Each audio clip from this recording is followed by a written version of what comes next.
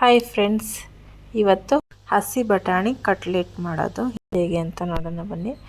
ಒಂದು ಬಟ್ಲು ಬಟಾಣಿ ತೊಗೊಂಡಿದ್ದೀನಿ, ಒಂದು ಬಟ್ಲು ಪಾಲಕ್ಕು, ಒಂದು ಮೀಡಿಯಮ್ ಸೈಜು ಈರುಳ್ಳಿ, ಇದಕ್ಕೆ 2 ಇಂಚಷ್ಟು ಶುಂಠಿ, ಅರ್ಧ ಬಟ್ಲು ಹೆಸರು ಕಾಳು ನೆನೆಸಿರೋ ಅಂಥದ್ದು, ಒಂದು ಬಟ್ಲು ಪನ್ನೀರು.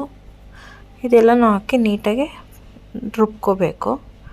ಇದು ರುಬ್ಕೊಂಡು ತೆಕ್ಕೊಂಡು ಒಂದು ಪಾತ್ರೆಗೆ ಹಾಕ್ಕೊಂಡು 1 ಸ್ಪೂನು ಧನಿಯಾ ಪುಡಿ, 2 ಸ್ಪೂನು ಮೆಣಸಿನ್ಕಾಯಿ ಪುಡಿ, ರುಚಿಗೆ ಎಷ್ಟು ಬೇಕಷ್ಟು ಉಪ್ಪು, ಅರ್ಧ ಸ್ಪೂನು ಗರಂ ಮಸಾಲ ಹಾಕ್ಕೊಂಡು ಮಿಕ್ಸ್ ಮಾಡ್ಕೊಂಡಿದ್ದೀನಿ.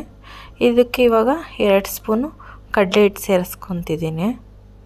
ಕಡಲೆ ಹಿಟ್ಟು ಹಾಕ್ಕೊಂಡು ನೀಟಾಗಿ ಒಂದು ಸಲ ಮಿಕ್ಸ್ ಮಾಡಿಬಿಟ್ಟು ಇಲ್ಲೊಂದು ಪ್ಯಾನ್ ಕಾಯೋಕೆ ಇಟ್ಟಿದ್ದೀನಿ.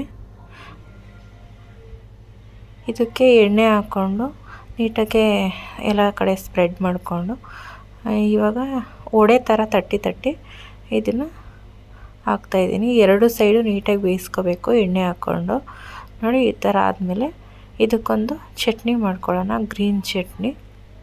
ಇದಕ್ಕೆ ಸ್ವಲ್ಪ ಪುದೀನ, ಸ್ವಲ್ಪ ಕೊತ್ತಂಬರಿ ಸೊಪ್ಪು, ಒಂದು 3ರಿಂದ 4 ಹಸಿಮೆಣಸಿನ್ಕಾಯಿ, ಸ್ವಲ್ಪ ಉಪ್ಪು ಸೇರಿಸ್ಕೊಂಡು ಒಂದು ಅರ್ಧ ಸ್ಪೂನು ಜೀರಿಗೆ ಹಾಕ್ಕೋಬೇಕು.